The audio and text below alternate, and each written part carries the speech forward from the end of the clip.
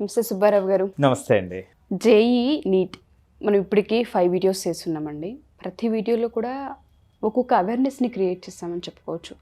అసలు వాళ్ళు ఎందుకు చదవలేకపోతున్నారు, ఎందుకు వాళ్ళకి అర్థం కావట్లేదు, ఎందుకు సూసైడల్ టెండెన్సీ వస్తుంది, వాళ్ళకి ఎందుకు యాంగ్జైటీ వస్తుందని.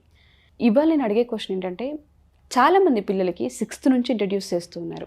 జేఈ కావచ్చు, నీట్ కావచ్చు, పునాదులు అక్కడే స్ట్రాంగ్ చేస్తున్నాన్న ఆ ఫీలింగ్ పేరెంట్స్కి కావచ్చు, పిల్లలకి కావచ్చు, కోచింగ్ సెంటర్స్కి కావచ్చు ఉన్నప్పుడు, అదే పిల్లలు మరి ఎగ్జామ్స్కి వెళ్ళినప్పుడు చాలా హ్యాపీగా ఎంజాయ్ చేస్తూ రాయాల్సిన టెస్ట్ ఏదైతే ఉంటుందో, ఎందుకు యాంగ్జైటీకి వెళ్ళి ఫెయిల్ అయ్యే అవకాశం చూస్తూ ఉన్నారు, తడబాటు చూస్తూ ఉన్నారు, కన్ఫ్యూజన్స్ ఎందుకు వస్తున్నాయి, అసలు ఆ యాంగ్జైటీ ఎందుకు క్రియేట్ అవుతుంది? ఇది ఇప్పుడు వరకు చేసిన అన్ని అంశాల్లో కన్నా అతి ముఖ్యమైనటువంటిది. ఎందుకంటే ఇది ఇంటర్ కనెక్టెడ్.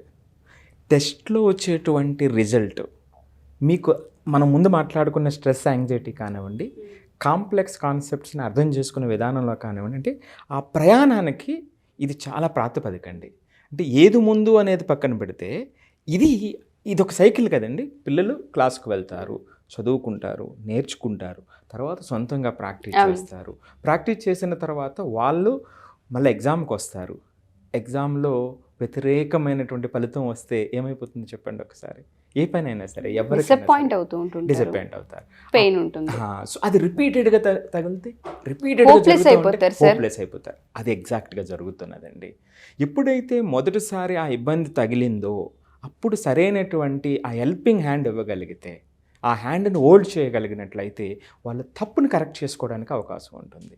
అలా కాకుండా సమ్మిట్ దెబ్బల కింద ఒకటి తర్వాత ఒకటి, ఒక ఎగ్జామ్ తర్వాత ఒక ఎగ్జామ్, వారానికి 3 ఎగ్జామ్స్ పెట్టేటువంటి వ్యవస్థ ఈ రోజున మనకు వచ్చిందండి. సో ఒక ఎగ్జామ్ తర్వాత ఒక ఎగ్జామ్ పెట్టినప్పుడు వాళ్ళని రెగ్యులేట్ చేసుకునేటువంటి పరిస్థితి లేకపోతే ఏమైపోతుందండి? మీరు అన్నట్టుగా ఒక చక్కటి మాట ఈ సందర్భంలో ఆ హోప్లెస్నెస్ అనేటువంటిది వాళ్ళకు వచ్చేస్తుందండి. అందుకనే నేను అతి ముఖ్యమైనటువంటి విషయం అన్నా, ఈ టెస్ట్ యాంగ్జైటీ అనేటువంటి దాన్ని నియంత్రణ పెట్టుకోకపోతే, దీని మీద సరైనటువంటి అవగాహన పిల్లలకు పెంపొందించకపోతే, వాళ్ళు గంటల తరబడి, రోజుల తరబడి, వారాల తరబడి, సంవత్సరాల తరబడినటువంటి ప్రయాణం, ఆ ప్రయత్నం, వాళ్ళు పెట్టినటువంటి ఎఫర్టు యూజ్లెస్సా అనేటువంటి పరిస్థితికి పిల్లల యొక్క మానసిక స్థితిని పట్టుకొస్తున్నాం. దారి తీయటమే కదా, పట్టుకొస్తున్నాం. సో అందుకని ఇది చాలా ముఖ్యమైనటువంటి విషయం అండి. ఉదాహరణకండి, జనరల్గా ఒక సర్వే చెప్తుంది, ర్యాంక్ 1 వచ్చేటువంటి పిల్లలు ఎవరినైనా మనం తీసుకుంటే దానికి సామర్థ్యం ఉన్నటువంటి వాళ్ళు సుమారుగా 250 నుంచి 300 మంది ఉంటారు ఈ జేఈలో కానీ నీట్లో కానీ అనేది ఒక సర్వే చెప్తుంది. ఒక పేపర్ చెప్తున్నటువంటిది 250 నుంచి 300 మంది ఆ సామర్థ్యం ఉంటుంది, వాళ్ళందరికీ ఉంటుంది, కానీ ర్యాంక్ ఒక్కరికే వస్తుంది. సో సామర్థ్యంతో పాటుగా ఎగ్జామినేషన్లో వాళ్ళు అవలంబించేటువంటి విధానం, వాళ్ళని వాళ్ళు స్ట్రెంథన్ చేసుకునేటువంటి విధానం, అది చాలా చాలా ఇంపార్టెంట్ అనమాట అండి. సో ఇది అందరూ కూడా జాగ్రత్తగా గమనించాల్సినటువంటిది. ఎప్పుడైతే ఈ టెస్ట్ పాజిటివ్ రిజల్ట్ కొంచెం కొంచెం ఇవ్వటం మొదలైందో, ఆ పాజిటివ్ అవుట్లుక్తో పిల్లవాళ్ళని చూడటం అలవాటు చేసామో, ఆ ప్రయాణం కరెక్ట్ చేసుకుంటారండి. మార్కులతో కాదు, వాళ్ళు వ్యక్తిగతంగా వచ్చేటువంటి గ్రోత్తో వాళ్ళ ప్రయాణాన్ని లింక్ చేసుకొని ఖచ్చితంగా ఆ జర్నీని రీచ్ అవుతారు, వాళ్ళు ఏదైతే అనుకున్నారో అది. సో ఈ క్రమంలోనండి నేను చాలా వేల మంది పిల్లలు నేను చెప్తాను, ప్రతి ఏడాది కూడా 100 మంది. సో ఆ విధంగా 1000 మంది పిల్లల్ని మనం అడిగినప్పుడు, నేను ఎగ్జామ్ గురించి నాన్న ఏమయ్యింది ఏంటి అనేటప్పుడు అడిగినప్పుడు ఆశ్చర్యకరమైనటువంటి విషయం ఏమిటంటే, ఈవెన్ 2% పిల్లలు కూడా అసలు ఎగ్జామ్లో ఏం జరిగింది, ఎక్కడ తప్పు జరిగిందని చెప్పలేకపోయేవారు. క్లారిటీ ఉండేది కాదు. సో చాలా మంచి పిల్లలు, వాళ్ళు పడిన కష్టం నాకు తెలుసు, వాళ్ళ సామర్థ్యం నాకు తెలుసు, కానీ ఎగ్జామ్లో ఏమైంది నాన్న అంటే, అనేక మంది పిల్లలు, మంచి పిల్లలు, వాళ్ళు ఏమని చెప్పేవారంటే, సార్ నెక్స్ట్ టైం నేను తెచ్చుకుంటాను సార్ అని చెప్పేవారు. అంటే పాజిటివ్ చెప్పేవారు, కానీ నెక్స్ట్ మరలా అదే జరిగేది. సార్ ఇది కాదు, అసలు ఏం జరుగుతుందని పిల్లల్ని పక్కన కూర్చోబెట్టుకుని ఎగ్జామ్ అయిన వెంటనే, నాన్న అసలు ఏం జరిగింది నాన్న, తప్పులు జరుగుతాయి, ముందు మనం యాక్సెప్ట్ చేయాలని మాట్లాడడం మొదలుపెట్టినప్పుడు అప్పుడు సరైనటువంటి అసలు ఏం జరుగుతుంది ఎగ్జామ్లో అనేటువంటిది మనకు అర్థమవుతుందండి. సో మనం అందరూ కూడా ఎందుకు మార్క్స్ రావట్లేదు, నీకు ఎన్ని సౌకర్యాలు ఇచ్చాం, ఇన్ని లక్షలు కట్టాము అని పేరెంట్స్ అంటే, సో టీచర్స్ అందరికీ చెప్తున్నాం, ఇంకో వాడు ఎవడికి వచ్చింది నీకెందుకు రాదు అనేటువంటి మాటలు వాళ్ళని వెనక్కి లాగేస్తూ పంపేస్తాయి. ఉంటాయి. సో కానీ మనం ఇప్పుడు నేను చెప్పినట్టుగా పిల్లల్ని దగ్గర కూర్చోబెట్టుకుని అసలు జరిగితే అసలు ఏం జరిగింది ఎగ్జామ్లో, ఏం అర్థం చేసుకోవాలని చూస్తే, లోతుగా ఆలోచిస్తే ఒక ఎగ్జాంపుల్ చెప్తాను మీకు. చాలా మంచి పిల్లలు చేస్తూ ఉండగా ఒక 3 క్వశ్చన్స్, కష్టమైన క్వశ్చన్స్ వచ్చినాయి అనుకుందామండి. అదే దారిలో 4వ క్వశ్చన్కి ఏమవుతుందండి, వాళ్ళ మానసిక స్థితి ఏమవుతుంది, తగ్గిపోతుంది కదా. సో ఇలా మొదటి 15 నిమిషాలు కానీ మధ్యలో ఒక 15-20 నిమిషాలు జరిగితే పిల్లలు ఆ స్ట్రెంగ్త్ లేనటువంటి పిల్లలు, వాళ్ళ మీద వాళ్ళకి నమ్మకం లేనటువంటి పిల్లలు, మనం బయట నుంచి ప్రెషర్ ఇచ్చి బాగా ప్రెషరైజ్ చేస్తున్నటువంటి సందర్భంలో పాపం కానీ 1 గంట 2 గంటలు ఇంకా ఎగ్జామ్ చేయలేకపోతారు. అంటే ఉన్న 3 గంటల్లో సుమారుగా 33% 40% ఆఫ్ ద టైం వాళ్ళు యూటిలైజ్ చేసుకోలేకపోతారు. అప్పుడు ఏమవుతుందంటే రిజల్ట్ ఆటోమేటిక్గా నెగిటివ్గా వస్తుంది. సో ఇలా లోతుగా చూస్తే చాలా విషయాలు ఉంటాయన్నమాట అండి.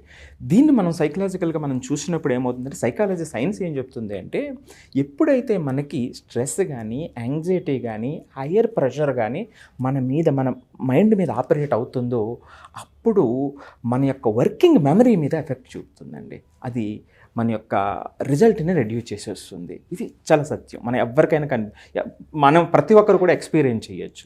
సో ఇలాంటి సందర్భాలు వాళ్ళకి ఎదురవుతాయి. సో దీని నుంచి మనం ఎలా తీయాలి అనేటువంటిది మనం ఆలోచించాలి. ఇక్కడ వాళ్ళకి కనిపించేటువంటి అండి మొట్టమొదటిగా ఏంటంటే ఫియర్ ఆఫ్ ఫెయిల్యూర్. అరే ఇది చేస్తే తప్పు అవుతుందా, ఒప్పు అవుతుందా, నేను మిస్ అవుతానా అనేటువంటిది ఒక ఫియర్ ఆఫ్ ఫెయిల్యూర్ ఒకటి ఉంటుందండి. రెండవది టీచర్స్ దగ్గర నుంచి, పేరెంట్స్ దగ్గర నుంచి వచ్చేటువంటి పెర్ఫార్మెన్స్ ప్రెషర్ ఒకటి ఉంటుందండి. దీంతో పాటుగా సెల్ఫ్ డౌట్ ఉంటుంది. ఎందుకు సెల్ఫ్ డౌట్ ఉంటుంది అంటే, మీరు ఇందాక చెప్పాను ఇది ఇంటర్ కనెక్టెడ్. ఈ ప్రయాణంలో అంతకుముందు అంటే గత రోజుల్లో జరిగినటువంటి ఎగ్జామ్స్ పాజిటివ్గా లేవనుకోండి, ఇక్కడ ప్రయాణం తగ్గిపోతుంది, సాఫీగా ఉండదు. వాళ్ళు సరిగా చేయలేకపోతారు. సరిగా చేయలేనప్పుడు మరి సరిగా చేయకుండా ఇప్పుడు ఎగ్జామ్కి వచ్చాం, సెల్ఫ్ డౌట్ వస్తుంది కదండి.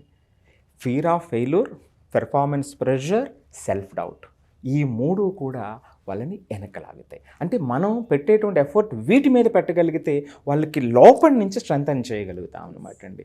ఎప్పుడైనా సరే ఒక ఫియర్ వచ్చినప్పుడు మనకు వచ్చేటువంటి సందర్భాలు ఏంటంటే అండి, జనరల్గా అంటే ఎగ్జామ్ అనే కాదు, ఎయిదర్ ఫ్రీజ్ అయిపోతాం.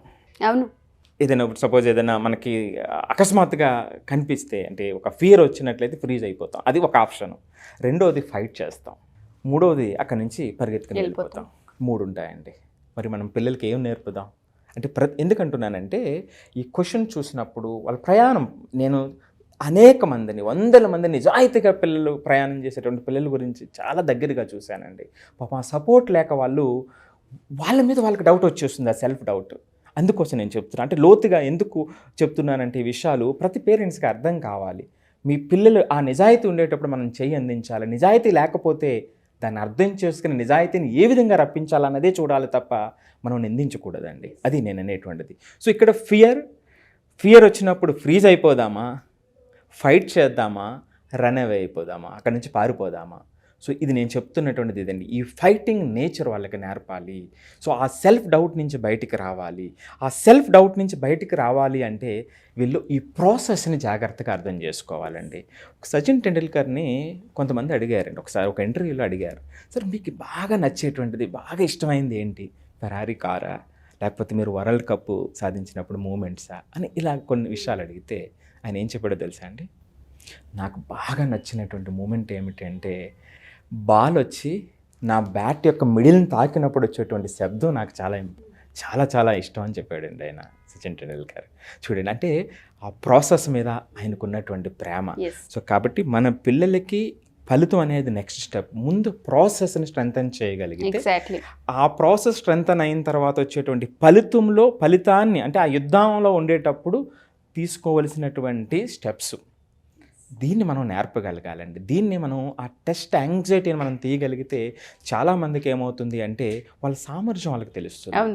సో ఫలితం ఎండ్ రిజల్ట్ చూసి నాకు సామర్థ్యం లేదు అనుకునేటువంటి వాళ్ళే ఎక్కువ మంది ఉంటారు. అదే నా బాధ. ఎడ్యుకేటర్గా నేను 22 ఇయర్స్ పర్టికులర్లీ ఈ జేఈ నీట్లో ఉన్నటువంటి పిల్లల్లో అనేక మందిని, మీరు ఎవరైనా ఏ పేరెంట్ నేను అడుగుతున్నానండి, మీకు చుట్టుపక్కల ఉన్నటువంటి ఒక 10 మందిని అడగండి, అందులో 7 నుంచి 8 మంది నాకు ఏం జరిగిందో తెలియదు, నాకు సామర్థ్యం లేదు అనేటువంటి నెగిటివ్ మాటలే కనబడుతుంది. అంటే ఇంత కష్టపడి ఇన్ని సంవత్సరాలు చేసినటువంటి ప్రయాణం వాళ్ళకి మోటివేషన్ ఇవ్వకుండా ఉన్న మోటివేషన్ తీసేస్తుందండి.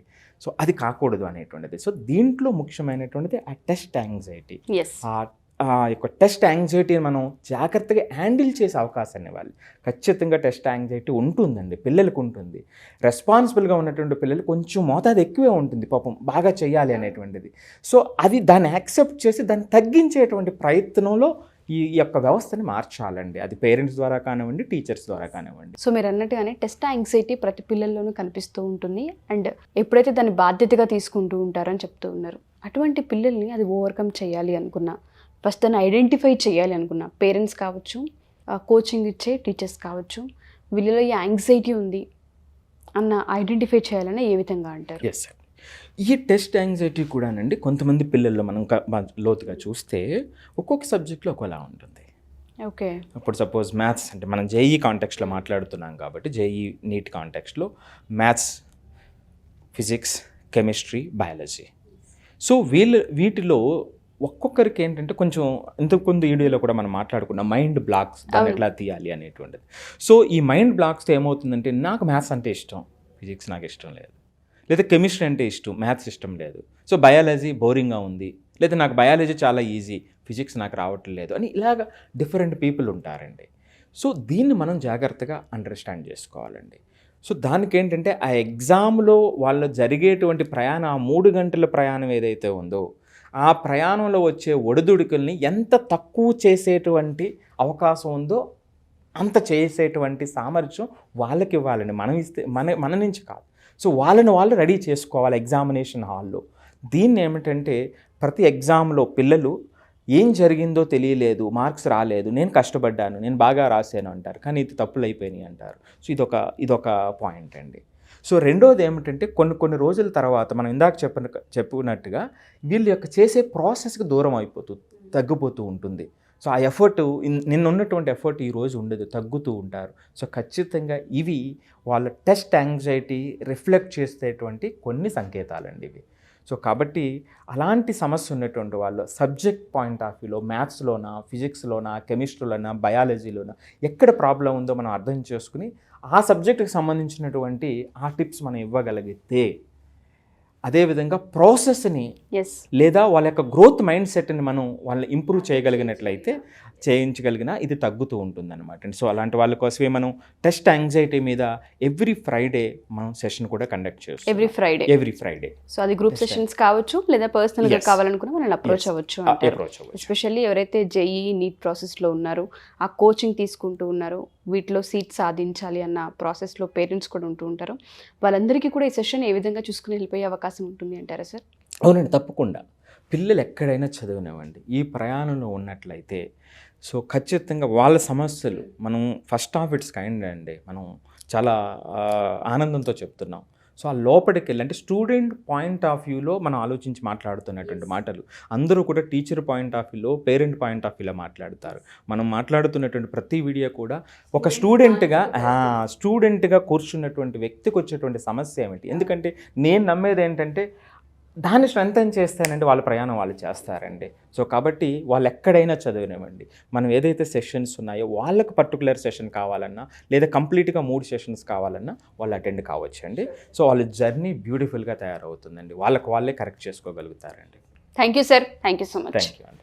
సో ఎవరైనా సరే పేరెంట్స్ మా ఈ వీడియో కనుక చూస్తూ ఉంటుంటే ఖచ్చితంగా జేఈఈ నీట్ కోచింగ్స్ తీసుకుంటూ ఉన్నారు, పిల్లల్లో యాంగ్జైటీ ఉంది, కొన్ని ఫియర్స్ ఉన్నాయి, అండ్ దాంతోపాటు వాళ్ళు గివప్ చేస్తాము అంటున్నారు. ఇటువంటి చాలా సమస్యలు వాళ్ళంతా వాళ్ళు ఐడెంటిఫై చేసి చెప్పే అవకాశం ఉంటుంది, లేదా మీకు అర్థమవుతూ ఉంటుంది పిల్లలు ఇంట్రెస్ట్ చూపించట్లేదన్న పాయింట్.